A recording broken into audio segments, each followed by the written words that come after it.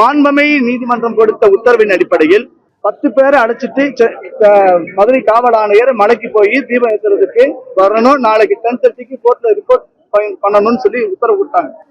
நாங்க நீதிமன்றத்துல நேரம் வந்துட்டோம். நாங்க பெட்டிஷனர் வந்துட்டு அமைதியா ஓரம் நின்றுட்டோம். அதுக்கு முன்னாடி தேவையற்ற இவ்வளவு போலீஸ்களை குமிச்சு இவங்க பண்றாங்க. நாங்க மிஸ்டர் டிசி இனிகோ திவ்யன் என்கிற ஒரு அதிகாரி வந்து நாங்க உங்களை மலைக்கு அனுமதிக்க மாட்டோம் அப்படின்னாங்க.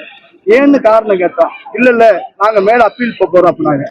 இவ்வளவு சீக்கிரமா இந்துக்களுடைய வழிபாட்டு உரிமையை நடத்தணும்னு சொல்லி 3 முறை கொடுத்த நீதிமன்ற உத்தரவை கொஞ்சம் கூட மதிக்காமல் அப்பீல் அப்பீல் அப்பீல்னு போறீங்களே, உங்களுக்கு எல்லாம் வெக்கமா இல்ல? அரசாங்கத்துக்கு ஒரு தீபம், ஒரு திரி, 100 மில்லி நெய்ய ஒத்த திரி எரிஞ்சா உங்களுக்கு என்ன புரிய மொழிய போயிருப்போது. நாங்க மாநகர காவல் ஆணையர் அவர் வந்து சொல்லணும்னு நாங்க சொன்னோம். ஏன்னா நாங்க அவருக்கு பேச்சுவார்த்தை நடத்தவில்ல, மலைக்கு எங்களை கூட்டு போகணும்னு சொல்லுவோம்.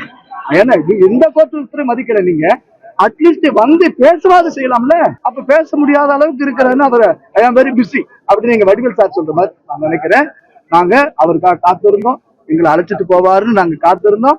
அவர் வரலைங்கிறத பதிவு செய்யறேன், எங்களை அழைச்சிட்டு போகலைங்கிறத பதிவு செய்யறேன். சட்டத்தின் கோவிலாக இருக்கக்கூடிய நீதி கோவிலில் நான் மீண்டும் மீண்டும் கதவு தட்டுவேன். நீதிமன்றத்துள்ள அந்த நீதி கோவில் கதவை மீண்டும் மீண்டும் தட்டுவேன்.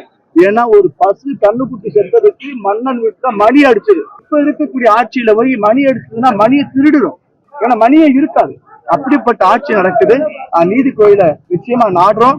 உரிய உத்தரவு மீண்டும் மீண்டும் வரும். சுப்ரீம் கோர்ட் அது உத்தரவு கொடுத்தாலும் ஐயோ அந்த நாங்க உபயோக பண்ண மாட்டோம், அடுத்து திகேக்கு நீதிமன்றம் போனாலும் போவாங்க அவங்க. நான்